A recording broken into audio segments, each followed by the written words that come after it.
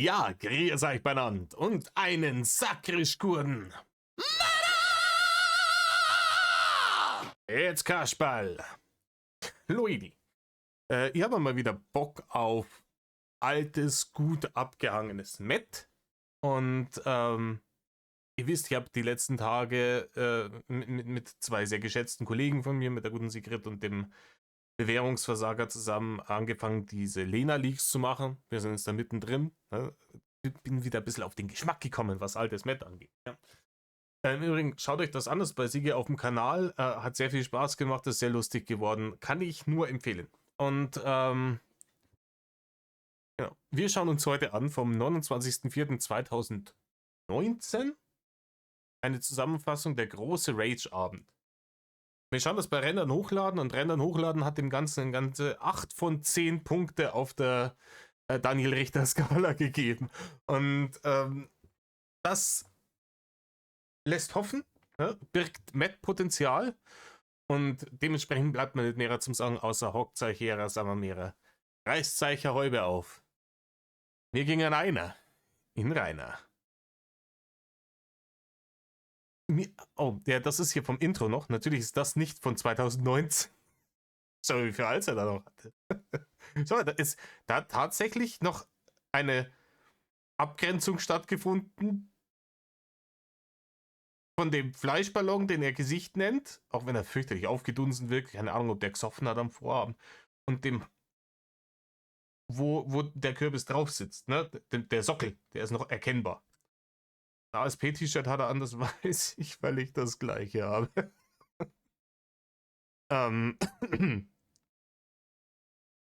Aber ich finde es lustig, dass hier ganz alte Schanzenseiten, schaut mal, da ist eine Tapete an der Wand, die Poster schauen noch halbwegs nach was aus, bis auf das zusammengefaltet war. Keine Ahnung, warum man Poster zusammen, egal. Und rechts, schaut es euch an, da hat er versucht, professionell zu sein am Anfang seiner Karriere und hat sich Ordner gekauft und so, ne, und so Aktenablagebecher aus Plastik, da irgendwie, keine Ahnung, gibt es ja beim Aldi immer mal wieder für kleines Geld. Und da ist richtig Mühe, keine Ahnung, was da drin liegt. Ne? Aber für seine Steuerunterlagen wird er das nicht benutzt haben. Weder die Ordner noch die Scheiße dahin. Okay. Oh, dann schauen wir mal, was am großen Rage-Abend 29.04.2019, ich habe keine Ahnung, was da war. Soweit ich weiß, habe ich es auch noch nicht behandelt. Korrigation, ich bin mir ziemlich sicher. Fühl dich gegrüßt. Wer auch immer du bist. Ich hab nur dich an! Aus die Maus, Flügel raus. Was? Hab ich nicht mitbekommen, dann ist mir ehrlich gesagt auch scheißegal. Und wenn du unbedingt einen Hater unterstützen willst, der hier nur Scheiße baut und nicht genug Eier hat, um seinen eigenen Content zu bringen und nur über mich zu reden, dann ist mir das ehrlich gesagt mittlerweile auch scheißegal. Du kannst mir auch gestohlen bleiben. Ich habe echt die Schnauze voll. Wenn du unbedingt Mobbing unterstützen willst, dann tu das. Okay, Leute, ich weiß nicht, ob er es jetzt sagt. Ich habe keine Ahnung, mit wem er da spricht. Es war Anfang 2019, Frühling 2019. Nee, ich hab keinen Strahl, wer es ist. Ich weiß auch nicht, ob er es jetzt gleich noch sagt, aber wenn ihr wisst, an wen er diese Sprachnachricht geschrieben hat, dann sagt's mal Bescheid. Haut's mal unten in die Kommentare. Es würde mich gar sehr interessieren. Arschlöcher. Mach noch ein wenig so weiter, dann steige ich mich echt in was rein. Du unterstützt diese Scheiße von diesem asozialen Wichser und der baut hier nur Scheiße. Ich habe mir seine Videos jetzt mal angeschaut. Du wolltest, dass ich so mal mache, also habe ich es getan. Und der baut hier nur Scheiße auf ganzer Linie und fordert Leute sogar noch zum Mobbing auf, fordert Leute auf, Reuploads zu machen und so weiter und so fort. Ich habe, glaube ich, in meiner Zeit der Hater, und das sind echt nicht wenige Jahre, habe ich, glaube ich, kaum einen gesehen, der so ein letztes Arschloch ist wie dieser blöde Wichser. Und wenn du mich jetzt noch ein wenig weiter damit nervst, hau ich dich ganz aus meiner Liste. Das war's nämlich für mich. Ich habe die Schnauze ein für alle Mal voll. Diese Scheiße geht mir auf die Eier. Ich habe dir lang genug die Chancen gegeben. Egal, was schon alles war. Alter, wir steigen mit einem extrem erhöhten Metal-Level ein und ich habe keine Ahnung, worum es da geht. Von wem spricht er da? Warte, ich schau mal schnell nach. Leute, ich finde es nicht, vielleicht finden wir es noch raus. Was soll ich öffentlich erzählen? Das weiß kein Schwein, mit dem ich schreibe. Außer das würde irgendjemand anderes sagen, der es weiß. Und von mir weiß es niemand. Reini, du schreibst nicht, weil du nicht schreiben kannst. Also, lass es gut Weil du ein Analphabet bist, Reini. sein. Ich habe die Schnauze ein für alle Mal voll. Du bist doch diejenige, die unterstützt. Die den unterstützt, den blöden Wichser. Ich habe dir lang genug die Chance gegeben. Ich renne dir die ganze Zeit nach. Ich habe keinen Bock mehr. Ganz ehrlich. Ey, ohne Scheiß. Jeder Mensch auf dieser Welt, das gilt übrigens auch für die Leute hier im Stream. Jeder Mensch, der solche Assis wie diesen blöden Carré und den ganzen Cosmo und wie die ganzen blöden Assos. Ah, okay, ist Kare. War das zu dem Zeitpunkt, dass der da das Benetic-Interview gemacht hat? Ist er hier gerade Matt auf Benetic, weil sie das Interview mit Kare geführt hat? Ist es das? Wenn ja, dann Leute, Pause drücken, Chips oder Popcorn oder Kinosnack eurer Wahl schnell holen und rein in die Nummer. Leute, das wird wild. Sozialen heißen unterstützt, ist kein Stück besser wie die Haters selber. Ja, ich muss da hinschauen, da ist die Kamera. Also ganz ehrlich, egal ob Rainer, wem erzählst du das? Du hast die Kamera dahin gehängt. So super vorteilhaft, ne? So dass oben das Mikro da reinschaut und eigentlich die Schwerter da verdeckt, was das einzig Dekorative an dem ganzen Bums ist, den du da hast. Das Waschbecken hinten da. Ich weiß, in den alten Häusern hat man immer in jedem Zimmer ein Waschbecken gehabt. Aber die Spüliflasche, was das andere ist, weiß ich nicht. Die Kaffeemaschine sieht man dann noch. Ein Haustelefon. Ja gut, ein Haustelefon wirst du da schon braucht haben, weil da drunten hast du ja kein Netz, nicht um viel Geld. Außer natürlich, du bist ja rein und hast da Glasfaser hingelegt. Ja. ihr nur einen kleinen Kommentar schreibt oder ob ihr irgendeine andere Scheiße baut. Dieses dumme Stück Scheiße verwendet Videos, Bilder und Audios von mir, auf die er keine Rechte hat. Hi Rainer. Und der macht ganz was anderes noch. Der hat hier Adressen gepostet, der hat hier Leute zum Haten aufgefordert. Die Sache mit der Farbe ist auch von dem Wichser wahrscheinlich, wie es aussieht. Wahrscheinlich, wie es aussieht. Da wissen wir. Rainer pfeffert hier wieder irgendwelche hanebüchenden Vorwürfe raus, die höchstwahrscheinlich alle gelogen sind. Ne? Weil, wer das schon sagt, ja, das mit der Farbe war wahrscheinlich auch. Rainer, keine Ahnung. Ja? Der behauptet jetzt einfach irgendwas. Der macht hier den Donald Trump und wirft einfach irgendwas raus. Scheißegal, wie komplett aus dem Arsch gezogen das ist.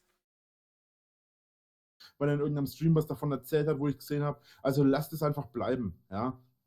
Wenn ihr es nicht wisst, dann lasst es. Ich habe die Schnauze nämlich so fucking voll. Ja, das erwähntest du bereits, weiter im Text. Ganz im Ernst, ihr könnt mich alle mal. Wenn ihr unbedingt Mobbing unterstützen wollt, dann tut es, Alter. Gern, mach mal, kriegen wir hier. Aber nur das, was du als Mobbing bezeichnet hast, also praktisch, ne? Reaktion auf das widerliche Verhalten eines. Wir sind noch nicht über 10 Minuten, ne? Geht her und schießt mir gleich eine Kugel in den Kopf. Ich habe nämlich die Schnauze echt voll. Weil es ist letzten Endes der absolute Letzter Endes! Bullshit, ja. Die scheiß verfickte Wix-Gamer geht her und geht auf mich los mit meine, was hab ich? Wie viele Zuschauer habe ich? Ich habe jetzt im Moment, obwohl ich mich aufrege, habe ich 175 Zuschauer. Dieser Asozial hat über 1000 Zuschauer. Ey, geht zu dem Pisser. Fuck den Typen in den Arsch, Alter. Ja, der wird halt wahrscheinlich nicht Musik, auf die er nicht die Rechte hatte, in seinem Stream benutzt haben, um damit Kohle zu machen. Rainer, das war 2019, das hat der bis heute nicht begriffen. Anfang letzten Jahres war er nur in Diggity Doggity, dass er nicht einfach irgendwelche Musik nehmen kann in einem gewerblichen Stream. Und es ist ja ein gewerblicher Stream. So oft er sagt, bloß Spenden und das ist alles Gewerbe. Auch seine Poster, die hat er nicht verschenkt an Leute, die gespendet haben, sondern die hat er verkauft.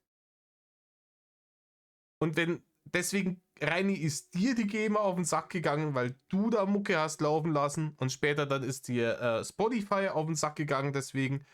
Und womit? Mit Recht. Dann leckt mich am Arsch, ey. Die Schnauze echt voll. GEMA, BLM. Ernsthaft, nicht GEMA. Ah, okay. Dann ist ja nicht die GEMA, sondern die BLM auf den Sack gegangen. Dann fangen wir nochmal von vorne an. Wer hat dann vielleicht auch seine Rundfunklizenz beantragt oder bezahlt oder genehmigt gekriegt. Ich weiß es nicht, wie das läuft mit der Unfuglizenz. Reini hätte gerne eine Unfuglizenz. Ich weiß nicht genau, wie das mit dieser Rundfunklizenz läuft. Ich weiß bloß, er hat das ja ausgesessen, weil dann irgendwie das Limit weiter nach oben, ich glaube, es waren bei 500 Zuschauern oder sowas, hast du Rundfunklizenz braucht. Und inzwischen sind es irgendwie 10.000 oder so. Aber rein das mit der BLM ist im Übrigen eines der schönsten Videos, die es gibt, im ganzen Drachengame, wo er diesen BLM-Brief vorliest und einen kompletten Heulkampf kriegt. Und behauptet, Drachenlord hat er mit seinem Content überhaupt nichts zu tun.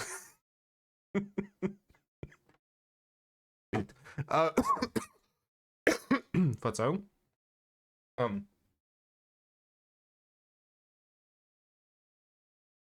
Man weiß ja bis heute auch nicht, hat er diesen BLM-Antrag für diese Rundfunklizenz selber gestellt oder hat irgendein Hater das für ihn gemacht?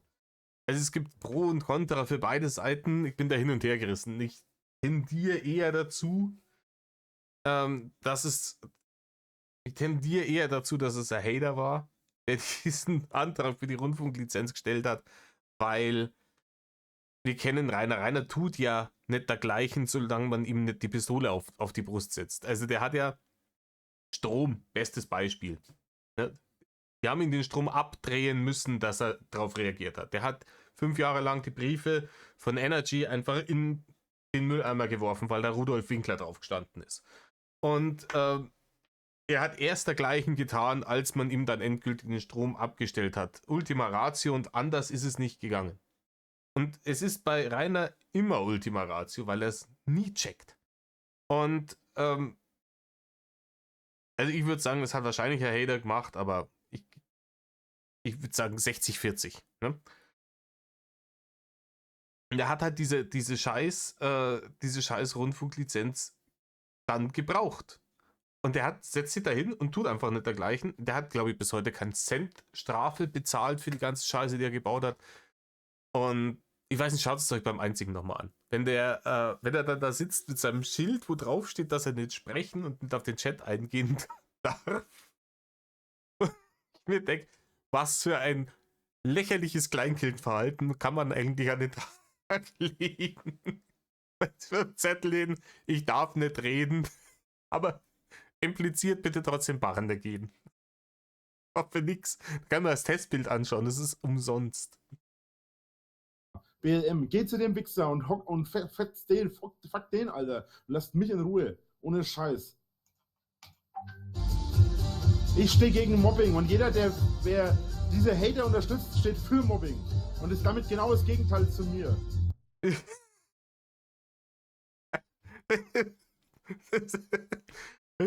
Bist du für uns oder bist du gegen uns? Und wenn du gegen uns bist, dann bist du gegen uns. Was für eine Scheiße, ja, Rainer. Du bist nicht in der Position, irgendwelchen Leuten so eine endgültige Wahl zu stellen. Entweder bist du für mich oder bist du gegen mich. 100% der Leute drehen sich um und sagen, ja, well, dann ist es so. Ne? Ihr habt doch keine Ahnung, Alter. Ich wünsche euch einen Tag in der Hölle. Das wäre für mich eine nette Abwechslung. Oh, immer wieder was Neues. Normal sagt er immer, es wäre für ihn Urlaub. Scheiß. Fresse aufreißen, keine Ahnung davon. Ihr habt keine Ahnung, was Mobbing mit Menschen anstellt. Nicht die geringste. Ja, keine Ahnung, das lernt man halt aber auch nicht, wenn man dir zuschaut, Rainer. Weil das, was du erlebst, kein Mobbing ist. Es gibt Leute, die bringen sich um. Wegen solcher Arschlöcher wie dem Carré, dem Cosmo, Regenbogenschaf, Red TV, Boneclicks und wie sie alle heißen, die ganzen Ja, alle, die in der WG oben im Ogerstübchen wohnen zu dem Zeitpunkt noch. Wollt ihr dafür verantwortlich sein, dass sich Leute umbringen? Denn wenn ihr beim Mobbing mitmacht, seid ihr nicht besser. Dann unterstützt ihr nämlich genau diese Aktionen. Also, wenn du Rainer nicht magst, bist du für alle Suizide wegen Mobbing auf der Welt mitverantwortlich, weil du Mobbing unterstützt hast. Leute, jetzt schämen wir uns alle ein bisschen. Und dann ist er wieder gut. Weiter geht's. Dann sorgt ihr dafür, dass Leute sich umbringen. Ganz ehrlich. Ihr habt nur gegen mich wollen alle, dass ich mich umbringe. Nur dass Niemand, wirklich niemand will, dass du dich umbringst. Kein Mensch. Und wenn es doch einen gibt da draußen, der sagt, nee, ich hätte es gut gefunden, wenn Rainer sich dann ist dieser Mensch natürlich Abschaum. Rainer, ich verachte dich mit jeder Faser meines Körpers und aus tiefster Inbrunst. Aber auch ich wünsche dir nicht den Tod. Ne? Ich weiß, dass er in absehbarer Zukunft kommen wird, weil du ihn ja praktisch genauso wie die Hater damals seit Jahrzehnten dazu einlädst, sich zu trauen und zu dir zu kommen. Aber ich wünsche dir mitnichten den Tod und vor allem auch nicht irgendwie selbst herbeigeführt. Weil ich bin ein fürchterlich lebenspositiver Mensch. Das musste ich selber auch erst einmal lernen. Ne? Das war nicht immer so. Aber ich bin der Meinung, dass das Leben fürchterlich viel Potenzial hat. Und dass man aus dieser Zeit wirklich wunderbare Dinge machen kann. Und mir tut es um jeden leid, der das nicht so sieht und dem ein vorzeitiges Ende setzt. Es ist vollkommener Horseshit. Das ist vollkommener Horseshit, was du da verzapfst. ich 10.000 Mal stärker bin als jeder einzelne von euch. Ja? Ich werde mich im Leben nicht umbringen. In 1000 Jahren werde ich mich nicht umbringen. Zumindest nicht wegen sowas. Rainer, also du bringst nicht in dem Sinne. Das Problem ist, du tust das halt langsam. Ja? Jeder Zuckerwürfel im Kaffee ist ein weiterer Baustein für deine Gruft. Und das verstehst du halt nicht. Weil ich stärker bin. Das ist genau der Grund, warum mich so viele haten. Weil ihr keine Chance gegen meine Macht habt. Und damit ist nicht irgendwie körperliche Kraft gemeint, damit ist nicht Intelligenz gemeint, damit ist Durchhaltevermögen gemeint. Das Leben ist nicht einfach. Es gibt im Leben so viel Scheiße, die man durchmacht. Es gibt so viel Bullshit. Ja, Rainer, man kann aber auch einiges vermeiden an Scheiße und Bullshit, die man ansonsten hätte durchmachen müssen. Ja, also man muss ja nicht. Ich habe neulich mich darüber aufgeregt, dass überall, auch nicht in der Großstadt, Unmengen an Hundsheifen auf dem Gehweg liegen.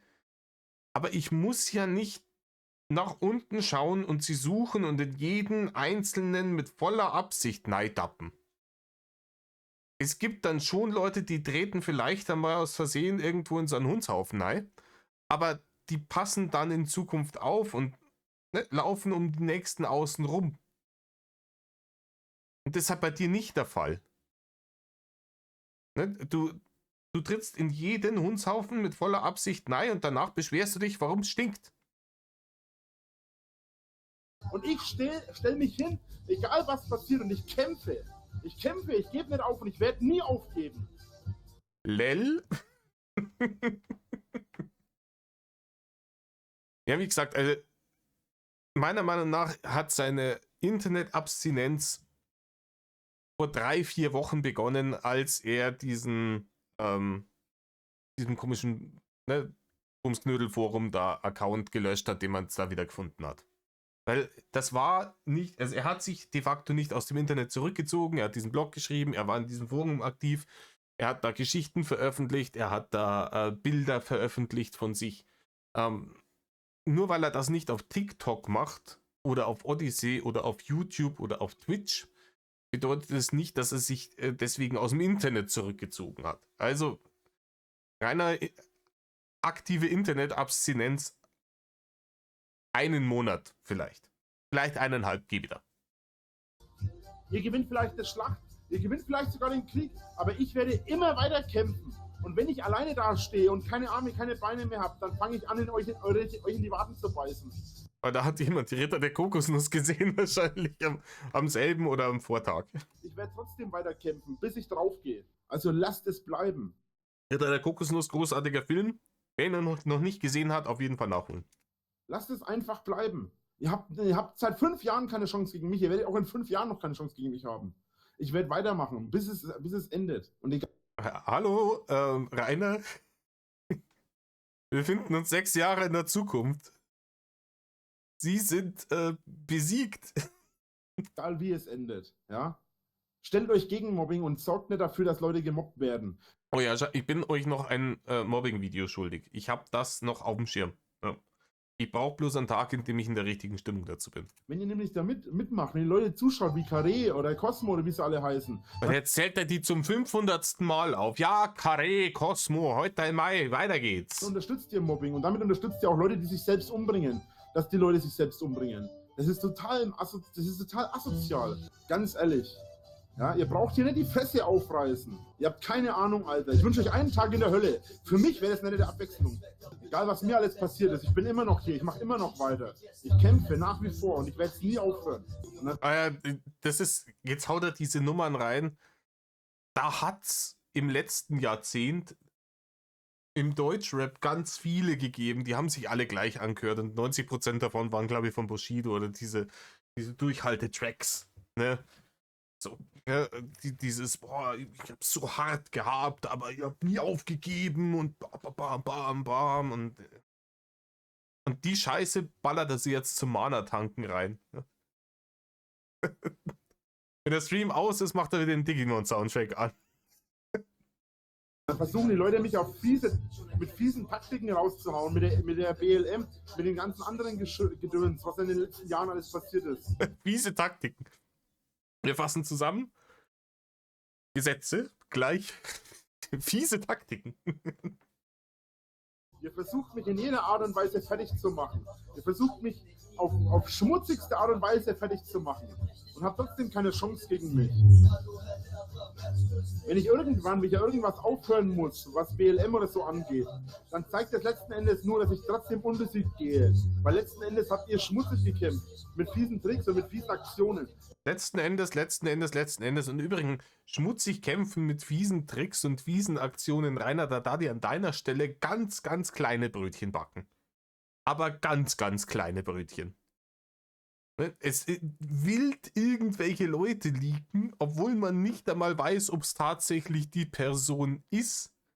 Also nicht nur, dass man wild Leute geleakt hat, sondern dass man auch wohlwissend das Risiko eingegangen ist, Leute zu leaken, die mit der ganzen Nummer überhaupt nichts zum Tor haben. Und sich dann beschweren, dass andere Leute irgendwelche fiesen Tricks einsetzen, indem sie sagen, Moment mal, liebe BLM, könnte das vielleicht sein, dass der Herr Winkler mit seinem Rundfunkprogramm hier auf YouNow so eine Rundfunklizenz braucht? Ah ja, das kosche sei. Schauen wir uns das einmal an. Das sind die fiesen und dreckigen Tricks und nicht seine Leakerei und der ganze andere Scheiß. Diese manipulative Kacke, die er immer abgezogen hat und der ganze andere Müll. Leute anbetteln um Kohle für irgendwelche Dinge, um Mitleid zu erregen. Ja, ich brauche das für bla bla bla bla bla. Und es dann einfach nur nehmen, um sich in den fetten Schlund zu stopfen, damit das nächste Arschgebirge aus der Tiefsee erwachen kann. So eine Scheiße, weißt? Die BLM sollte mich unterstützen und nicht gegen mich arbeiten. Weil damit würde sie zeigen, dass sie gegen Leute wie euch, die hier nur Scheiße bauen, die nur Leute mobben, die Leute ins Grab töten, ins Grab mobben. Ins Grab töten.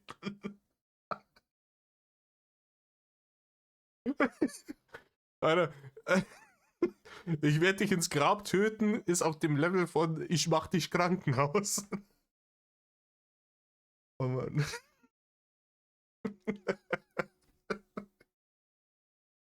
Dadurch würden die zeigen, dass sie gegen sowas sind. Zumal sie hier nur Scheiße bauen und sich nie entschuldigt haben für die Scheiße, die sie machen. Und du trägst Scheiße, Alter, du kannst nicht ganz woanders Mimimi machen, Alter. Ich rede für alle, die gemobbt werden, nicht für mich alleine. Doch, Rainer, dir geht's nur um dich alleine und du wirst nicht gemobbt. Und ist ja, Mimimi. Mimimi. Es ging mir noch nie um mich alleine. Leute. Bild. Es geht mir um jeden, der gemobbt wird, um alle Kinder in der Schule, um alle Leute in der Arbeit, die gemobbt werden, um jeden Menschen, der gemobbt wird, geht es mir. Es geht nicht um mich, es geht um all die Leute, die gemobbt werden. Ihr sagt immer, ich bin Mimimi, ich bin Lülülülü und wie sie alle heißen und was alles ist. Bühnenü hast du vergessen, Rainer. Want some wine to your cheese? Ich stehe alleine gegen Hunderttausende von Hatern. Alleine. Was macht ihr, Alter? Ihr seid Hunderte gegen einen. Ihr habt noch nie eine Chance gehabt und ihr werdet es auch nie haben. Ich kämpfe für eine bessere Welt. Ob ihr es erkennt oder nicht, ist mir egal. Wir stellen fest, kämpfen für eine bessere Welt bedeutet, ich setze mich auf die Zaren-Couch, schau zu, wie ich immer fetter werde, mach die Junau-Stremene an und lass mich mit Barne bewerfen. Davon wird die Welt besser, Leute. Davon wird sie besser. Irgendwann. Und wenn es 100.000 Leben dauert, wenn es in diesem Leben nicht klappt, komme ich im nächsten wieder und mache das Gleiche wieder. Werd wieder gegen Mobbing kämpfen, werd wieder das ganze Scheiße von vorne anfangen. Wisst ihr? Ich bin gespannt, Rainer. Das wird noch zu meinen Lebzeiten passieren. Ich glaube nicht an Wiedergeburt, aber ich glaube, das wird, also, ich werde mit 80 Jahren, sollte Rainer tatsächlich der große Anti-Mobbing-Messias sein und wiedergeboren werden. Okay, ich mit 80 Jahren da und werde mir denken, ah, da, das ist er. Der Dalai Winkler. Ich bin nicht der schlauste Mensch. Ich bin auch nicht der stärkste Mensch. Aber ich bin trotzdem da und kämpfe. Und ich werde es immer machen. Weil es im Leben nicht darum geht, wie viele Niederlagen man hat. Sondern es geht um die Siege, die weit weniger sind als die Niederlagen. Klar. Ja, werde immer mehr Niederlagen erleben als Siege. Und trotzdem dürfte... Rainer, das ist nicht gesagt. Ich zeige dir jetzt mal ein Geheimnis. Also dieses, was du als Niederlagen bezeichnest, also Rückschläge, Fehler, Dinge, die scheiße gelaufen sind im Leben. Normale Leute lernen daraus und je älter man wird, desto weniger von diesen Fehlern macht man. Und desto höher ist die Wahrscheinlichkeit, dass man deutlich mehr Siege, wie du es sagst, erlebt hat als Niederlagen in seinem Leben, weil normale Menschen übers Leben hinweg schlauer werden. ihr nicht aufgeben. Wenn ihr nicht aufgebt, stirbt. An alle da draußen, die gemobbt werden, an alle da draußen, die in irgendeiner Art und Weise fertig gemacht werden, die gehatet werden, ob es im Internet ist, ob es auf privaten Ebene ist, egal in welchem Bereich in eurem Leben ihr gemobbt werdet. Steht auf und kämpft. Ihr seid stärker als diese Idioten, die euch angreifen. Ihr seid stärker als diese Idioten, die euch fertig machen. Ey, keine Ahnung. Wie gesagt, ich habe selber Mobbing-Erfahrungen in der Schule erlebt. Zu der Zeit, als die mich gemobbt haben, war ich nicht stärker als die. Die waren zu dritt stellenweise und oder deutlich älter. Ja? Im Leben nicht. Im Leben hätte, wenn ich damals versucht hätte, denen irgendwas, die hätten mich geradwegs zusammengefaltet in einen Umschlag und hätten mich nach Hause geschickt. Ja? Keiner ist euch gewachsen. Das ist der Grund, warum die auf euch losgehen. Nicht, weil ihr irgendwie dumm seid. Nicht, weil Nein, die Leute gehen auf, da wo richtiges Mobbing stattfindet, da gehen die Leute auf Schwächere los. Das ist ja die ganze Krux an der Sache. Ich kann ja nicht jemanden mobben, der stärker ist als ich. Das geht ja nicht. Ja, der schaut mir den Kopf ab. ihr irgendwie es nicht bringt oder so, sondern weil ihr eine Stärke besitzt, vor der die Angst haben.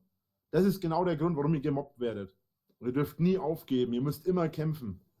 Hey, jetzt stellt euch mal vor, keine Ahnung, irgend so ein Millhaus. Schaut sich das jetzt an und denkt, ja, ich habe die Stärke, die es braucht. Und geht zu seinem Nelson. Oh Gott, oh Gott. Ey, schlechte Lebensratschläge von Rainer Winkler. Ihr habt eine Stärke in euch, die die anderen Hater und die Leute, die euch fertig machen wollen, nicht besitzen. Davor haben sie Angst. Diese Menschen werden euch nie gewachsen sein. Schaut mich an. Die Leute, ich glaube nicht, dass die Leute, die mich gemobbt haben in der Schule, dass die Angst vor mir hatten. Glaube ich nicht. Andersrum war's. 5 Jahre, ihr geht jetzt auf YouTube. 10 Jahre habe ich so einen Scheiß in der Schule mitgemacht. Das sind also 15 Jahre, wenn man es zusammenrechnet. Und ich stehe immer noch hier. 15 Jahre meines Lebens. Das ist die Hälfte meines gesamten Lebens. Mindestens. Rainer, am Ende, wirklich am letzten Tag der Winkler-Saga, wirst du immer noch erstaunt sein, was für ein großer Prozentsatz 15 Jahre bei dir sind. Und ich bin immer noch da. Ich habe die Hälfte meines Lebens damit zugebracht, Idioten wie Carré und den ganzen anderen Bullshit-Arschlöchern da draußen zu zeigen, dass es asozial ist, was wir machen. Nein, Rainer, du hast die Hälfte deines Lebens damit zugebracht, Pokémon zu schauen und Videospiele zu spielen. Und seriously, kann ich nicht haten. Ich schaue auch gern, jetzt nicht Pokémon, ne, aber Serien, Filme, halt meistens für Erwachsene, SpongeBob ausgenommen. Und, und ich spiele gern Videospiele, ja, meistens für Erwachsene, SpongeBob ausgenommen. Und ist auch vollkommen in Ordnung. Wie gesagt, jeder hat das Recht, mit der Lebenszeit, die ihm gegeben wurde, das anzustellen, was ihm Freude bereitet. Ne? Und wenn dem einen macht das Spaß, dem anderen macht das Spaß und das sollte man nicht haten.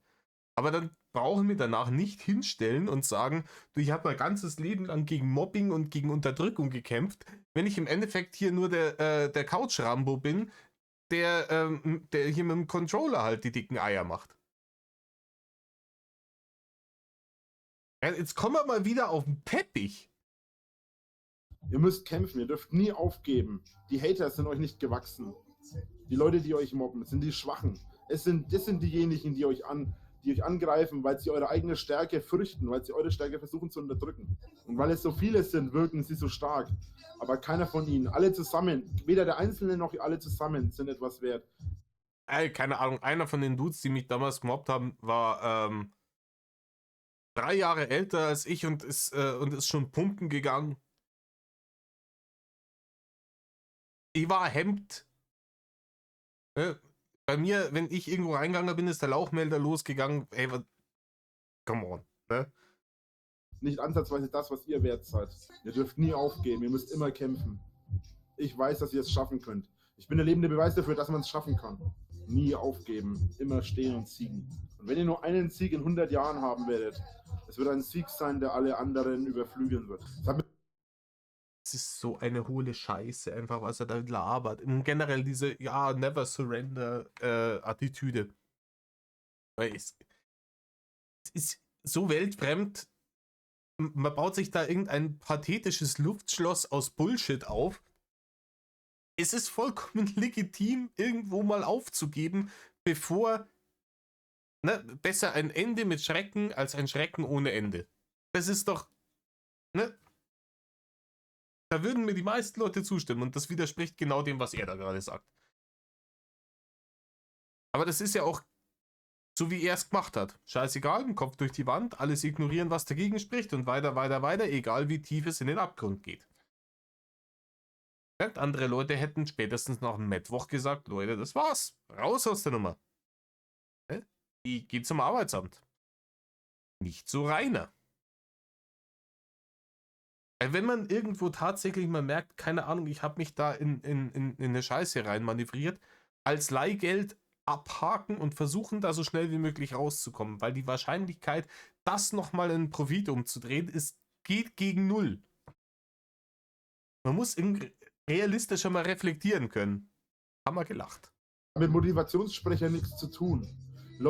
Da sei jetzt die Mutti schon wieder dazu.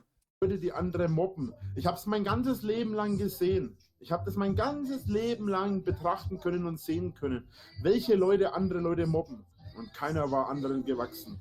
Was haben die Hater denn erreicht in ihrem Leben? Sie kommen hierher, bauen hier Scheiße, werden teilweise sogar eingeknastet oder kriegen riesige Strafen und alles, zahlen hier was weiß ich alles. Was haben die Hater wirklich erreicht? Ich bin alleine. Ich habe mich trotz der ganzen Hater auf fast 89.000 Abonnenten hochgeballert. Abonnenten, das ist auch wirklich. Ich habe, wie gesagt, ich höre immer mal wieder zwischendrin die Sachen vom Einzigen. Gerade sonst nichts Besseres zum Dorf. Und das mit den Abonnenten zieht sich halt wirklich. Das ist die Zahl. Das ist die Zahl. Rainer wird immer am mettesten, wenn Leute, die er nicht mag und die ihn nicht mögen, mehr Abonnenten haben. Weil dann sein endgültiges Totschlagargument nicht mehr zieht. Ich habe so und so viele Abonnenten. Ne? Die ganzen Hater-Kanäle haben ja alle nur bla bla bla. Er hat hin und her. Im Übrigen, Rainer Ofi hat jetzt 160.000, sowas grob. Also, bitte sehr. Du hast 0. Aber es war immer, wenn irgendjemand, so eine Iblali oder sowas, bestes Beispiel, Excel95 hat mehr Abonnenten gehabt als Rainer. Und Rainer ist komplett ausgerastet darüber, weil er nicht begreifen konnte, wie das sein kann. Für die Leute, die es nicht wissen, Excel95 hat am Anfang seiner, in Anführungsstrichen, Karriere versucht, sich an Reini hochzuziehen. Also der war halt bei ihm im Discord, im TS und so und hat halt so Interviewanfrage gemacht und ja, der wollte halt, ja, der wollte sich da dann noch ein bisschen hochziehen. Und Reini hat mit seinen paar tausend Abonnenten, die er damals gehabt hat, so von oben herab was willst du von mir, weil wir kennen ja das, Rainer hätte, wenn dann immer nur Kooperationen gemacht mit Leuten, die mehr Abos haben als er, größere Reichweite, damit er sich dann hochziehen kann. Und auf alles, was unter ihm war, hat er gespuckt und geschissen. So auch da. Und hat ihn wohl richtig von oben herab und hat gesagt, ja, er wird für Interviews immer Geld verlangen und so ein Scheiß. Und dann ist Excel aber irgendwie, warum auch immer, hat er einen Hype gehabt, ist bekannt geworden und hatte irgendwann sehr, sehr viel mehr Abonnenten als Rainer. Und da war ja dann damals dieser Excel-Beef, ja, mit Rainer und Excel. Und das hat ihm gar nicht geschmeckt. Und das finde ich immer, wenn ihm da der eigene Hochmut nach ein paar Jahren ins fette Arschgebirge tritt, das finde ich immer sehr, sehr schön. Ich bin in einer Größenordnung bekannt, die weit über 300.000 Leute geht. Ich habe eine Videoaufrufzahl. Achso, stimmt, weil er rechnet dann die Abonnentenzahlen der Hater-Kanäle, rechnet er auf seine immer drauf. Damit, ja, seine Reichweite sind 300.000, obwohl er bloß 80.000 Abonnenten hat. Von über 800.000. Wenn ich wirklich so schlecht bin, wenn ich wirklich so dumm bin, wenn ich wirklich so scheiße bin, warum habe ich das alles geschafft? Weil die Hater mich unterstützen? Nein. Ich weiß nicht, warum klicken sich bis heute irgendwelche Dokumentationen über die Nazi-Zeit so gut, ne? War auch keine gute Zeit, ne? Das waren auch keine netten Menschen und trotzdem ist es irgendwie informativ und unterhaltsam, ne? Nein. Weil es da draußen genug Menschen gibt, die auch gemobbt werden. Weil es da draußen genug Menschen gibt, die auch angegriffen werden. Warum habe ich also nicht mehr als 800 oder 80.000 Abonnenten? Warum habe ich nicht mehr als 80.000 Abonnenten? Oder 88, 89.000? Seine Zahlen umeinander Hupferei, die kotzt mich an. Einfach. Weil diejenigen, die gemobbt werden, weniger sind. Aber mir ist jedes einzelne Abo 10.000 Mal mehr wert von einem Menschen, der keine Scheiße baut, der kein Hater ist. Beschissene Wahrheiten schönreden mit Rainer Winkel. Da hätte er doch, das wäre doch die Idee gewesen. Der hätte doch zu diesen Online-Kurs-Betrügern dazu joinen können. Ne? Hier, komm in die Gruppe. Ich erkläre dir das. Wie kann ich mir die beschissenste Realität auf hanebüchenste Art und Weise so schön reden, dass alle mich für komplett bescheuert halten? In einem Monat. 4.000 Euro. Sondern gemobbt wird, ist mir 10.000 Mal jedes Abo mehr wert von jeder einzelnen Person, als auch nur ein Abo, also nur 100.000 Abos von Hatern. Ja, ich meine, sich die Hater zunutze machen, ja, wie zum Beispiel, das ist mal ein gutes Beispiel, ach, ich weiß auch nicht, wie wäre es mit Tanzverbot oder Excel? Das kann jeder, jeder kann sich da auf die Art und Weise hochballern, aber das bedeutet nichts. Hallo Leute, die immer noch hier zuhören. Doch, es bedeutet was. Danke dafür, dass ich das seit 3 Jahren hier machen kann. Es wird nie was bedeuten. Ich habe lieber 80.000 Leute, die gemobbt wurden und dadurch versuchen, oder sich dadurch motivieren. Ich habe lieber 80.000 Leute, die gemobbt wurden. Oder wie rettet man diesen Satz? Fühlen, dass ich weitermache, als Hunderttausende von Hatern. Ihr lacht über mich, weil ich anders bin. Ich lache über euch, weil ihr alle gleich seid. Ja, Rainer, schön. Hast du die anderen EMP-T-Shirt-Sprüche auch alle auswendig gelernt? Blockiert das die Kapazität im Ogerstübchen? Ist es das Bild? Ich weiß, wie der Vogel läuft, by the way. Ist ein dummer Spruch von dem Shirt, aber der passt so perfekt auf die Hater. Und ich scheiße auf alle, die Hater unterstützen. Ihr findet das... Ist das auch ein EMP-T-Shirt? Ich würde es kaufen. Ganz ehrlich. Ach, okay. Was ich mache, nicht richtig. Ich finde das, was ich mache, abstoßend. Das ist eure freie Meinung, das dürft ihr auch so machen. Aber ich bin nicht derjenige, der Leute angreift. Ich bin nicht derjenige, der Leute die Fenster einschmeißt. Ich bin auch nicht derjenige... Doch, Rainer, du bist nämlich derjenige, der deine eigenen Fenster eingeschmissen hat. Und zwar oben die Tür von der Dachterrasse und mindestens ein weiteres Fenster, wenn nicht zwei. Hast du selber eingemeldet. Also bist du doch derjenige, der Fenster einschmeißt. Derjenige, der Leute jahrelang im Internet mobbt und fertig macht und versucht, einen Selbstmord zu treiben. Ja, aber bloß, weil du jedes Mal kläglich gescheitert bist, wenn du es versucht hast, Rainer. Also, das, was du versucht hast mit Excel zu machen, war ja Mobbing. Dass es nicht funktioniert hat, ändert ja nichts daran, dass du es gemacht hast. Ne? Ich greife Leute an, wenn sie mich angreifen. Ich gehe auf Leute los, die auf mich losgehen. Das Urteil im Falle mit der Pfefferspray-Attacke sagt da was anderes, Rainer. Das sagt nämlich, dass du derjenige bist, der hergeht und die Scheiße baut. Ich verteidige mich. Das nennt man lediglich Verteidigung, nicht mehr und nicht weniger. Aber alles andere. Ich meine, warum greife ich Leute an, die vor meinem Tor stehen? Warum? Ja, das fragt man sich, Rainer. Woran hat er gelegen? Weil sie mich stören, weil sie mich in meinem Privatleben angreifen, weil sie... Rainer, die haben dich zu 99% nicht angegriffen. Und dass mich jemand stört, ist noch lange keine Begründung dafür, dem körperlichen Schaden zuzufügen. Leute, wird das ausschauen, wenn jedem, der ihn einfach nur stört, eine auf die Schnauze hauen darf. mich in meinem Privatleben fertig machen. Ja? Jeder Mensch, der vor meiner Haustür steht, geht das Risiko ein, dass ich die Polizei rufe. Jeder Mensch, der vor meiner Haustür steht, geht das Risiko ein, dass ich ihn anzeige, wenn er irgendeine Scheiße baut. Jeder Einzelne. Was baue ich denn für Scheiße? Stehe ich bei euch vor der Haustür? Nein, Rainer, aber das ist ja auch gar keine Option. Ne? Also du bist ja seit Jahren zu dem Zeitpunkt schon um den Speckgürtel Emskirchen nicht mehr rumgekommen. Das Weiteste, was du in diesen Jahren von der Schanze weggekommen bist, ist mal zum Zwingel zu meddeln, um dir dann deinen monatlichen Eisschrank voll Nahrungsmittelimitat zu holen. Schlage ich eure Fenster ein?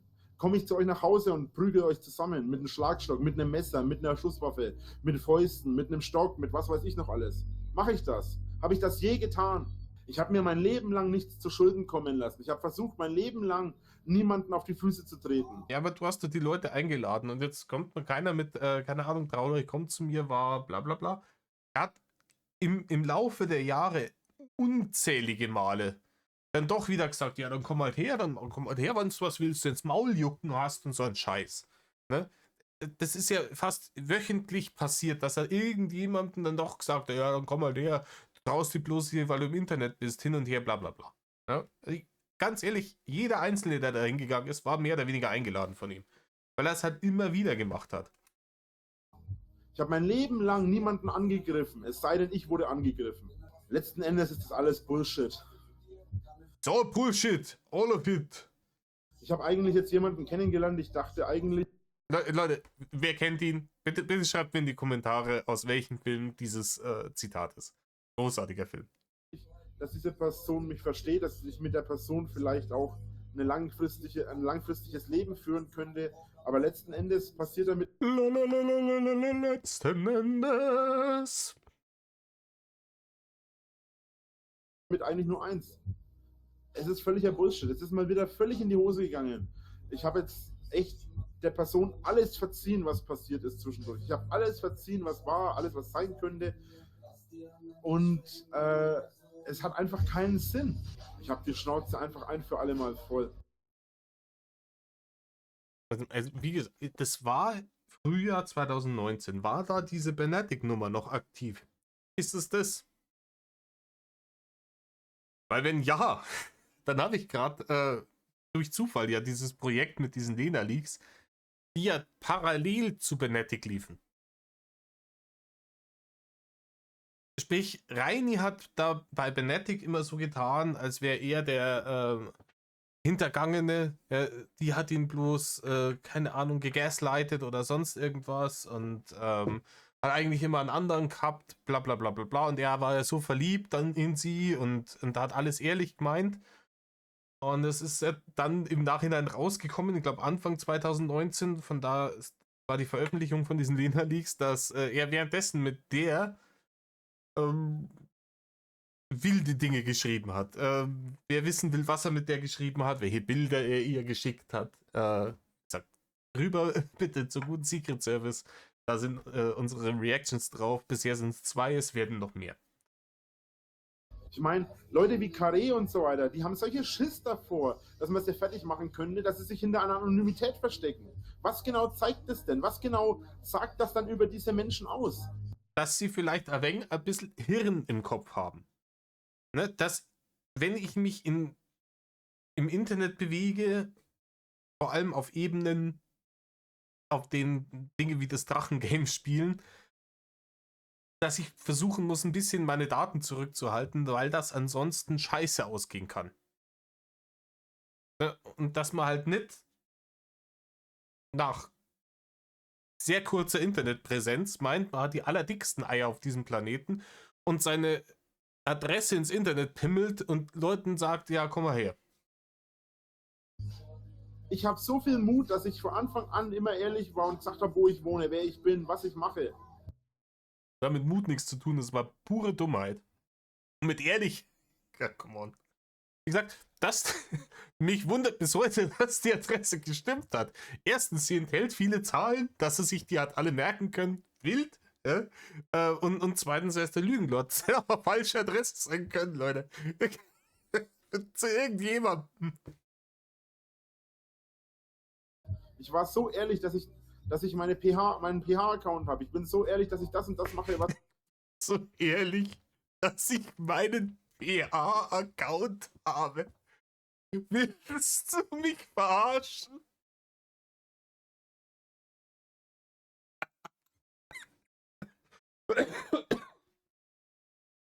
Oh, ihr sitzt beim Bewerbungsgespräch.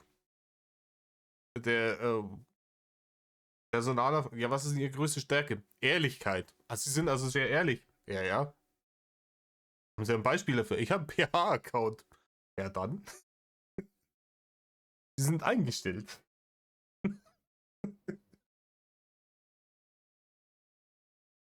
ich denke und will. Ihr sagt immer, ich bin Lülülü. Ich bin der ehrlichste Mensch hier im Raum, wahrscheinlich.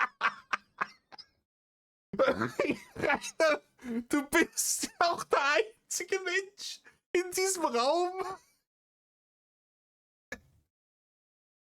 Ich kann nicht mehr, jetzt hier gleich liegen. Und ich rede nicht von meinem Raum hier im Haus. So, welchen Raum meinst du denn? Zeit und Raum? Dann wäre ich vorsichtig mit der Aussage, Rainer. Also, der Raum, in dem du der Ehrlichste bist, der ist sehr, sehr klein. Sagen wir mal, wenn draußen ein Gebrauchtwagenverkäufer vor der Haustür vorbeigehen würde, wird der Raum noch kleiner werden. Ich kenne mich besser als jeder andere sich selbst kennt wahrscheinlich. Auch wenn es sehr arrogant klingt, ist mir auch scheißegal mittlerweile. Fakt ist, dass ich keine Letzten Endes. Ah, nee, Fakt ist, ne? Scheiße baue. Fakt ist, dass ich niemanden angegriffen habe, es sei denn, ich wurde angegriffen. Ich habe mich immer nur verteidigt. Ich habe es nie anders gemacht. Ich habe mich immer nur verteidigt, von Anfang an. Und als ich versucht habe, andere zu beschützen, wurde ich erst recht angegriffen. Ja, wen hast denn du versucht zu beschützen? Wen? Einer, du hast die Leute geleakt. Du hast die Leute geleakt, du hast die Leute versucht zu manipulieren. Wir sind hier. Wie gesagt, das ist Ein halbes Jahr nach der ganzen Benetic-Geschichte. Ein halbes Jahr nach der ganzen Benetic-Geschichte. Wurde denn versucht, die zu beschützen? Also ihr irgendwie gesagt hat, er veröffentlicht, dass er und sie weiterhin Kontakt haben, in der Hoffnung, dass ihr Partner dann mit ihr Schluss macht? Hat er sie da beschützen wollen?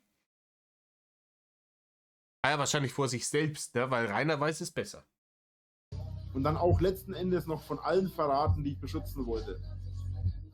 Und warum habe ich trotzdem nicht aufgegeben? Wisst ihr, ihr seht immer das Negative Das kann vielleicht sein, weil du hageldumm bist. an mir. Ihr seht nur das, was ich angeblich für Scheiße gebaut habe. Zählen wir doch mal die Sache auf, die ich Scheiße gebaut habe.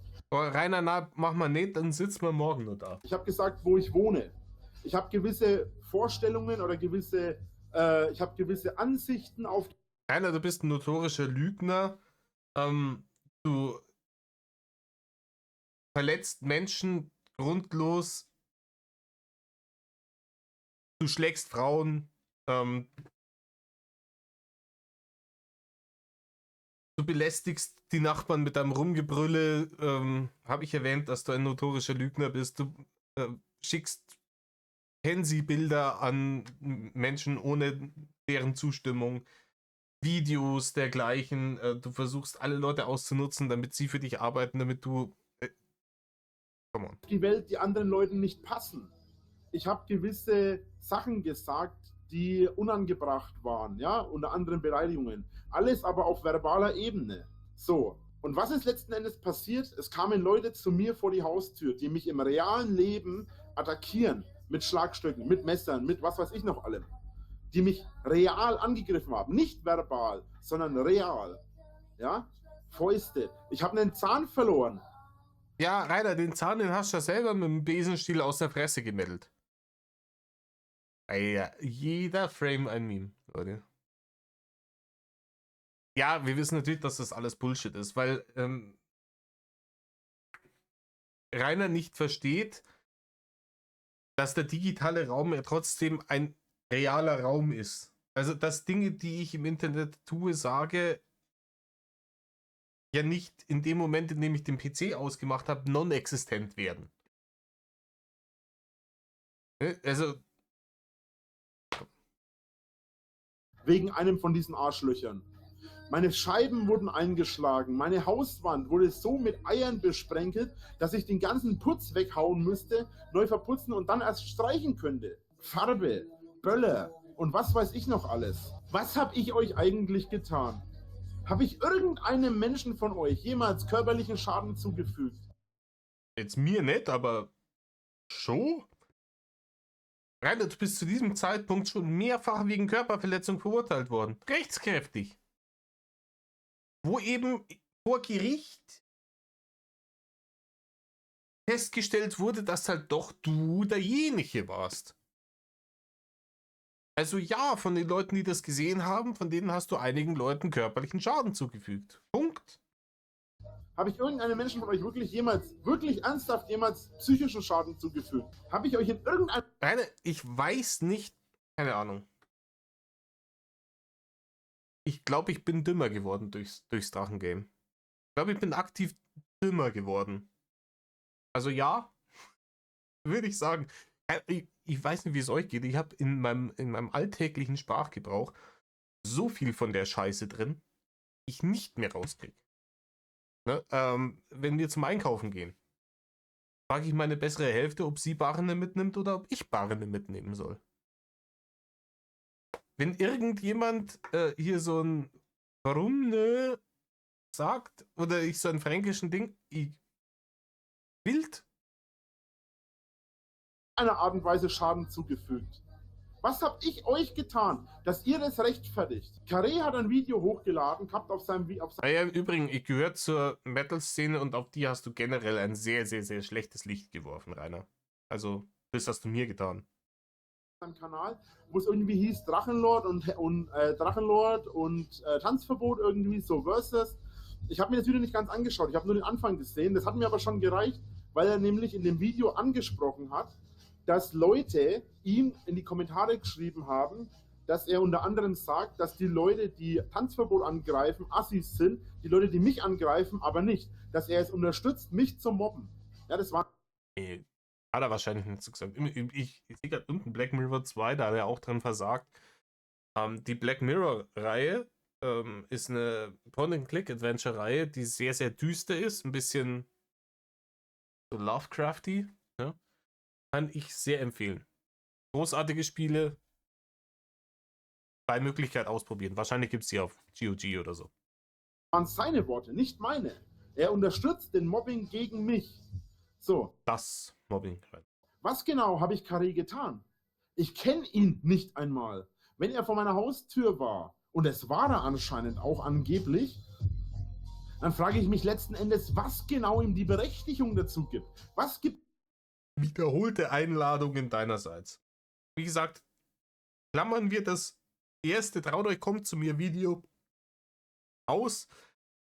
Der hat in den Jahren so unzählige Male irgendwelchen Leuten gesagt, ja, dann komm halt her, wenn du dich traust, dass es praktisch eine allgemeine Einladung ist. ihm das Recht, mir auf die Eier zu gehen, mich im realen Leben anzugreifen, in welcher Art und Weise auch immer. Und welche Art und Weise öffentlich. Und welche Art verbal oder körperlich oder sonst was. In welcher Art und Weise hat er das Recht darauf? Was habe ich ihn als Individuum je getan? Was habe ich irgendeinem Individuum getan, was er hat? Ich habe nie einen Menschen körperlich angegriffen, es sei denn, ich werde angegriffen. Das habe ich jetzt auch schon 100-mal gesagt. Ich sage es gerne noch 1000-mal. Ja, bitte nicht, Rainer. Ich habe mein Leben lang gegen solche Arschlöcher wie Carré gekämpft und gegen Cosmo und wie sie alle heißen. Ja, Rainer, ne? Können wir einen Track weiterschalten? Ja, weil die Leute kommen her und verdrehen alle Tatsachen. Ich bin der Böse. Was habe ich denn je getan? Real betrachtet, was habe ich je getan? Ich habe keinen von euch je was getan. Letzten Endes liegt die ganze Scheiße nur bei den Hatern.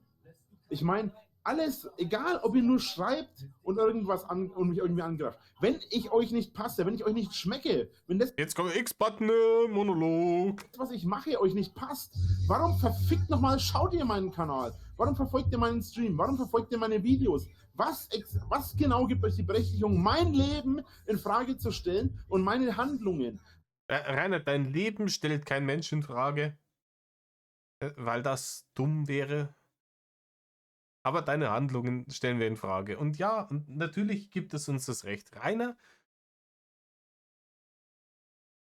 wenn ich irgendetwas erschaffe und es in die Öffentlichkeit trage und allen Menschen damit mitteile, kommt und betrachtet, was ich Großartiges geschaffen habe, dann muss ich damit rechnen, dass die Leute, wenn sie es nicht mögen, es mir mitteilen. Rainer, wenn du deine ganzen scheiß Videos damals aufgenommen hättest und auf deiner Festplatte gespeichert und dir nur selber angeschaut, ne, wäre überhaupt kein Ding. Das war dir aber nicht genug. Ja? Der Winklersche Geltungsdrang hat gesagt, raus muss es ins Internet. YouTube-Star will ich werden. Und du hast es rausgetragen auf die größte Videoplattform dieses Planeten. Und da hast du es hingeschissen. Und dann hast du dich beschwert, warum Leute sich beschweren, warum du auf ihr YouTube geschissen hast.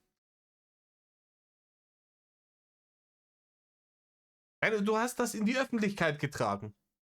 Wenn du Dinge in die Öffentlichkeit trägst, musst du damit rechnen, Kritik dafür zu kriegen. Aber eure eigenen Handlungen sind die besseren Taten, obwohl ihr die Scheiße baut, auf ganzer Linie. Halt die Fresse, du Hurensohn. Letzten Endes ist doch diese ganze Scheiße... Lel. Das ist das Winkler-Paradox. Ihr seid diejenigen, die Scheiße baut. Eine Sekunde später, du. Come on. Wie einfach willst du es mir noch machen, Rainer? Bullshit. Ihr rechtfertigt euch damit, mich anzugreifen, weil ich die Scheiße baue. Was habe ich denn gemacht? Erzählt's mir, bitte sagt es mir, was ich euch getan habe. Das ist unfassbar. Er sieht in dem Pullover auch noch dicker aus, oder täuscht das? Aber oh, ich kann nicht mehr. Kein Mensch von euch hat Schaden durch mich erlitten. Ich habe ein T-Shirt eingebüßt oder mehrere mittlerweile sogar. Ich habe einen Zahn eingebüßt. Ich habe eine Verletzung am Arm, Bein und Bauch gehabt, mehrfach. All das, was ihr tut. Und ihr braucht euch nicht damit rausreden, ja, aber ich habe dich nicht angegriffen. Ich mache nur irgendwelche Hater-Aktionen im Internet. Das ist so wild. Wie kann man denn so spiegeln? Ja? Wenn er was im Internet macht, dann gibt es niemandem das Recht, ihn zu kritisieren, weil das ist ja nur im Internet, das ist ja nicht real. Ja? Aber wenn Hater Dinge nur im Internet machen, dann ist es genauso schlimm, als würden sie es real machen. Wie bitte? Bist du nicht besser. Du gehörst zum Kollektiv. Du bist kein Stück besser wie all die Hater da draußen. Keiner von euch ist das. Nee, sehe ich mir auch nicht. Im Gegenteil, mit den ganzen Hater-Kanäle, die es über die Jahre gegeben hat, bin ich ein relativ kleines Licht, Rainer. Jeder, der irgendeinen Stream mitmacht, irgendeinen Stream verfolgt, jeder, der Carré oder auch anderen Streamern von den Hatern irgendwelche Unterstützung zukommen lässt, in welcher Art und Weise auch immer, und wenn es nur ein einziger Klick ist, Ehre geht raus.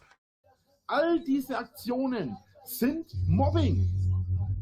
Wenn die Leute hergehen und meine Nein, sind sie nicht. Reuploads anschauen, anstatt die richtigen Videos, wenn die Leute hergehen und mich verbal angreifen oder körperlich oder einfach nur in den Kommentaren irgendeinen dummen Scheiß schreiben, der überhaupt nicht zutrifft, oder irgendwelchen Hatern zustimmen, ja, das ist aber richtig, und die Hater aber irgend sowas sagen wie, ja, das ist aber gut, dass man den mobbt. Nein, ist es nicht. Ein Hater hat jemals gesagt, Mobbing ist gut. Man hat gesagt, Besuche sind richtig und wichtig. Und das ist deswegen kein Mobbing, weil dein Fall kein Mobbing-Fall ist, Rainer. Das ist absolut asozial. Und ich verstehe auch nicht, wie man darüber lachen kann. Ich meine, die Person mit Rainer, ganz ehrlich, ich wünschte, du würdest verstehen, wie lächerlich es ist. Vielleicht, ja, da wäre es nicht so weit gekommen.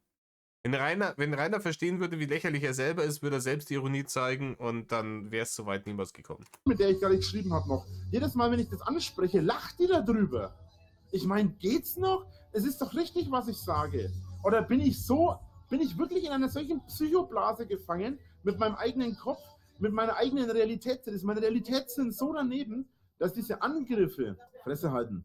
Dein Realitätssinn ist so daneben, Rainer. Du bist auf einem sehr, sehr richtigen Weg gerade. Die Erkenntnis ist sehr nahe. Du musst sie nur ergreifen und mitnehmen. Ist diese ganze Aktion mit diesen Angriffen, wo auf mich sind, ist das alles normal? Ist das wirklich das, was in unserer Realität als normal gilt? Ich meine, wie viele Scheiße haben die Hater gebaut? Und wie viele von denen haben wirklich Strafe dafür bekommen, was sie machen? Leute, die hier Böller reinwerfen, meine Scheiben einschlagen, mich angreifen. Wer von denen hat wirklich ernsthaft die Strafe dafür bekommen, was er macht? Die Bullen zum Teil, nicht alle. Jetzt kommt's, Leute. Nicht alle. Zum Teil machen die Bullen nichts. Rainer, weil sie nichts tun können.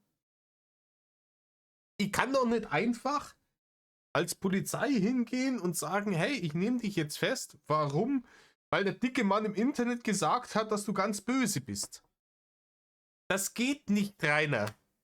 Wir leben nicht mehr in Nazi-Deutschland. Die kommen in Absicht. Noch nicht wieder in... ja. Und ich weiß, dass es so ist, bei manchen, nicht bei allen. Die kommen absichtlich zu spät. Wie gesagt, es sind nicht alle, es sind nur ein paar. Rainer, ist eine so leicht widerlegbare Geschichte, die du da... keine Ahnung. Du wirfst denen vor, die kommen absichtlich zu spät. Die zeigen dich wegen Verleumdung an. Vor Gericht heißt, Herr Winkler, Sie haben gesagt, die kommen absichtlich zu spät. Haben Sie dafür irgendwelche Beweise? Woher haben Sie Informationen? Oh, jetzt hat klar, dann werden es halt sonst früher kommen. Okay, Herr Winkler, Verleumdung. Bam. Gibt's die nächste Geldstrafe. Sozialstunden, die du nicht ableistest, Bewährungsstrafe, was auch immer. Aber es reicht, um die Leute, die wirklich Scheiße bauen, zu kommen. Tatsächlich, zu entkommen. Tatsächlich habe ich manchmal das Gefühl, und das auch teilweise irgendwie schon wirklich oft so Situationen gehabt, dass die Leute hergehen und wirklich zu wissen scheinen, wann gleich die Bullen kommen, weil sie wissen, wann ich anrufe. Manchmal habe ich das Gefühl, irgendeiner bei der Polizei hockt drin und sagt, ey, passt auf, verpisst euch da kommen gleich welche. Die Hater bei der Polizeitheorie, die ist auch wild. Aber leider zum einen hast du oft im Stream live bei der Polizei angerufen. Dann haben die natürlich gewusst, okay, keine Ahnung, wenn die jetzt von Neustadt losfahren, hin und der so und so lang, wird es ungefähr dauern, dann schleichen wir uns. Ja, weil die haben das ja auch mitbekommen. Und irgendwer hat in irgendeinem Discord hat jemand mal den Floh ins Ohr gesetzt und Rainer hat das eine Zeit lang wirklich geglaubt, was vollkommen Hanebüchen ist. Die Hater hätten eine App, auf der sie nachverfolgen könnten, wo gerade alle Polizeiautos in der Gegend sind, um dann genau kurz bevor die Polizei eintrifft zu verschwinden. Rainer hat das geglaubt. Und wir denken, wenn es so eine App jemals gegeben hätte, alle Kriminellen dieses Landes hätten die benutzt. Alle. Ja? Habe ich echt manchmal das Gefühl. Und das Kranke daran ist, dass ich teilweise wirklich im Kopf habe. Ich habe wirklich im Verstand, dass ich wirklich... Kopf, geh wieder nur. Ne?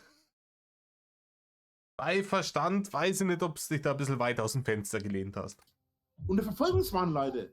Aber Ja doch, ich glaube schon. Ich glaube, nur wirklich sagen, Rainer ist wahrscheinlich wirklich sehr paranoid geworden und zwar durch dieses Drachengame. Das muss man, glaube ich, schon sagen. Natürlich ist er im Endresultat auch wieder selber dran schuld, weil er ja dieses Drachengame einfach nicht aufgehört hat, als sich abgezeichnet hat, dass das ein Gully runtergeht. Ja? Aber ich glaube, die Paranoia hat er vorher nicht gehabt. Die hat er erst seitdem das alles so eskaliert ist. Aber es ist tatsächlich Fakt, dass es so passiert. Es ist ja nicht irgendwie etwas, was völlig aus der Luft gegriffen ist. Das sind Fakten, die passieren. Und die auch bestätigt sind, dass passieren. Wie geil er auf einmal auf Fakten ist, die passieren und die bestätigt sind, dass passieren. Wenn das Gericht sagt, Herr Winkler, Sie sind derjenige, das war keine Notwehr und Sie werden jetzt trotzdem irgendwie verurteilt, dann ist es kein Fakt, der passiert ist. So, dann ist es doof und das Gericht unterstützt Mobbing. Wenn aber irgendjemand sagt, der und der Hater XY hat das und das gemacht und das ist nicht von Notwehr gedeckt oder sonst was, dann ist das Fakt. Ja? Müssen wir schön, die Fakten müssen schön selektiert werden, bevor wir an die richtige Wahrheit kommen. Es ist nicht alles so. Es ist nicht jeder so. Aber es sind viele. Und das ist einfach so eine Aktion, wo ich nicht verstehen kann, dass es einfach so sein kann. Wie kann die Welt Es kann nicht sein, was nicht sein darf. so daneben sein? Wie kann das sein, dass die Menschheit so asozial geworden ist? Ich meine, allein Rainer, ich verrate mal was, die Menschheit war schon immer asozial. Ja? Also in einem gewissen Maß. Menschen brauchen Gemeinschaften zum Überleben, aber andere Gemeinschaften, mit denen sie sich dann praktisch die Rohstoffe teilen müssen, bedrohen dann wieder ihr Überleben und dann, ne, ist, ja. Aber was du da erlebst, ist halt einfach ein Sonderfall von, die Gesellschaft versucht zu korrigieren, was deine Eltern falsch gemacht haben.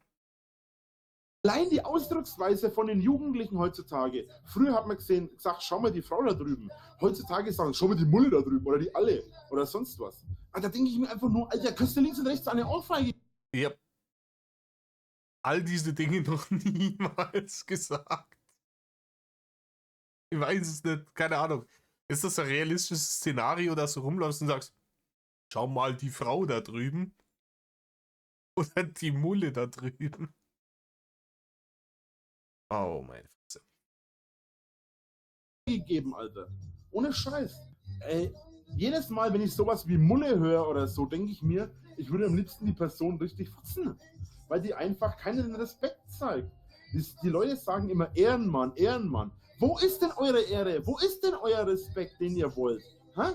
Sagt mir das mal. Wo genau seht ihr eure Ehre, wenn ihr einen Menschen angreift von... Er hat jetzt hier gerade gesagt, hier der Begriff Mulle ist respektlos.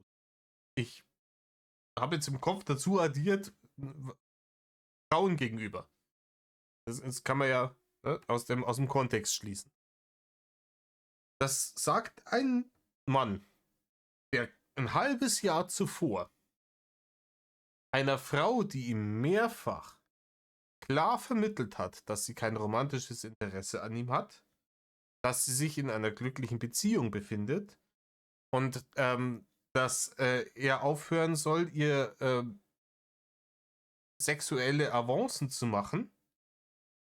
Dieser Frau hat er ein Video geschickt, in dem er seinen kleinen jämmerlichen Shrimp dazu gezwungen hat, ein bisschen Cocktailsoße rauszudrücken. Der redet jetzt hier davon, dass andere Leute Frauen gegenüber respektlos sind. Haben wir gelacht. Von dem ihr keine Ahnung habt und nur das nachlabert, was andere euch vorlabern. Sagt mir das. Wo ist da die Ehre? Das ist weder ehrlos, noch hat es Respekt oder sonst was verdient. Und darüber zu lachen, finde ich noch asozialer. Das ist einfach so daneben. Und da kommen auch so viele Sachen zusammen. Mich würde interessieren, wo ihr eure Menschlichkeit her habt. Denn eure Menschlichkeit ist euch irgendwo zwischen Dummheit und Asozialität abhanden gekommen, habe ich das Gefühl. Keiner von euch besitzt wirklich Empathie.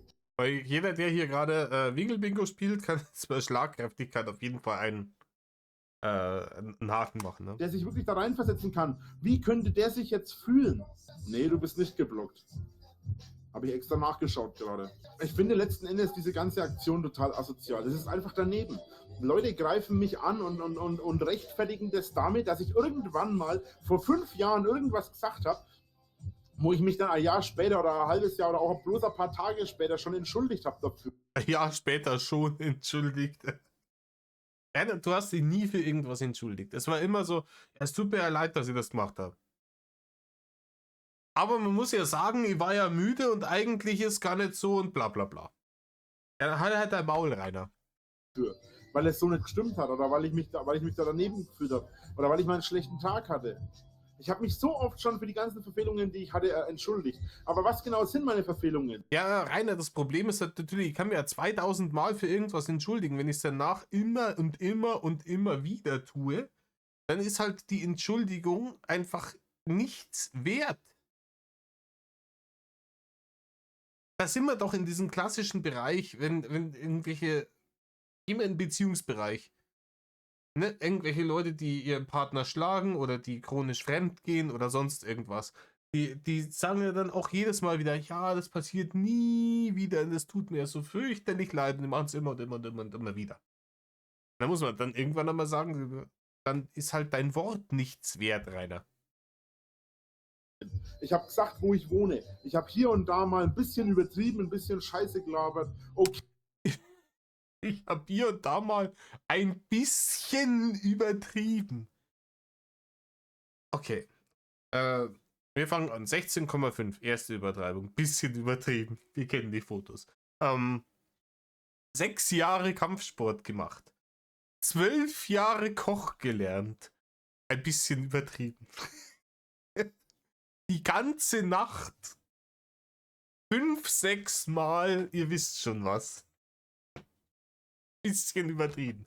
Messer werfen auf dem Niveau von internationalen Meisterschaften. Bisschen übertrieben.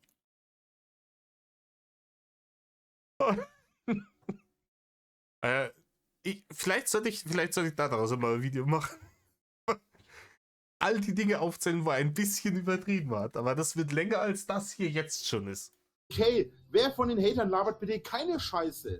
Ich meine, ihr hatet Wir labern alle Scheiße, aber es liegt in der Natur der Sache. Wir beschäftigen uns mit dir. Ja? mich, weil ihr meint, dass ich die ganze Zeit Scheiße laber. Und dann hört ihr auf Leute, Ich hate dich wegen so viel mehr als nur deshalb. die von vorne bis hinten alles, angefangen bei ihrem richtigen Namen, über ihre YouTube-Identität, über ihre moralischen Überlegenheiten, lügen. Ja, mein Name ist im Übrigen Weltraumpräsident Supergeil Superman McHammergeil. So. Ne? All das, was sie vorgeben zu sein, vorgeben zu haben, vorgeben zu wollen, über all diese Sachen lügen sie. Und solche Menschen unterstützt ihr dann, während ihr mich angreift, wo ich mich sogar noch entschuldige für die Scheiße, die ich baue und versuche es anders zu machen. Ich meine... Nein, Rainer, du versuchst es nicht anders zu machen. Noch dazu, also erstmal, bei solchen Dingen gibt es kein Versuchen. Ne? Listen to Yoda.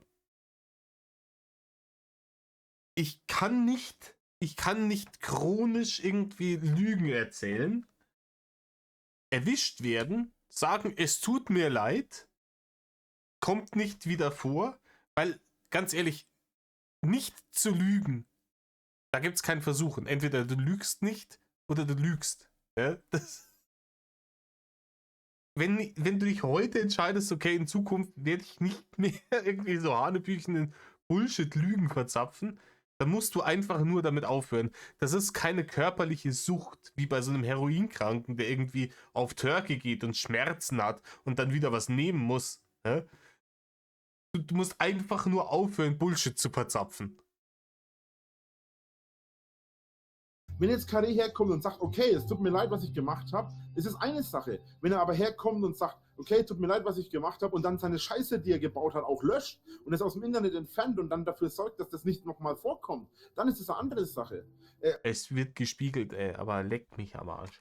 Ich könnte mir vorstellen, dass so Leute wie Carré und Ding das auch öfter mal so, oh, sorry, aber letzten Endes machen sie nichts Letzten Endes. anderes. Sie fangen immer wieder mit dem gleichen Scheiß an. Sie fangen immer wieder an, mich zu mobben, immer wieder mich an zu haten. In jeder Art und Weise und in jeder freien Sekunde, die sie haben. Und ich kann nicht nachvollziehen, wie solche Menschen dann auch noch das gerechtfertigt hinkriegen. Ich meine, wenn ihr in 10 Jahren mal auf euer Leben zurückschaut, seid ihr wirklich damit glücklich, dass ihr jemanden versucht habt, in den Selbstmord zu treiben? Hey, Punkt Nummer 1, das haben wir vorher schon gesagt, niemand versucht, ihn in den Selbstmord zu treiben, das ist vollkommen lächerlich. Und Rainer, schau du doch jetzt mal auf deine letzten 10 Jahre zurück. Schau mal im Spezifischen auf die letzten 3 Jahre zurück. Seitdem du raus bist aus der Stadt. Das ist so 3 Jahre her. Ich habe 2021 im Dezember diesen Kanal gemacht. Krasse, wie lang ist das her? Aber schau du mal auf die letzten 10 Jahre zurück und sag mal, hat sich's rentiert? Hat sich's gelohnt? War gut, oder?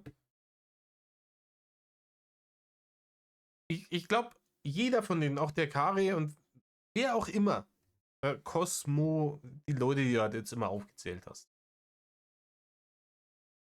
Wenn du die alle neben dich stellst, die haben alle ein um so viel besseres Leben als du. Du hockst da und verzählst uns ein.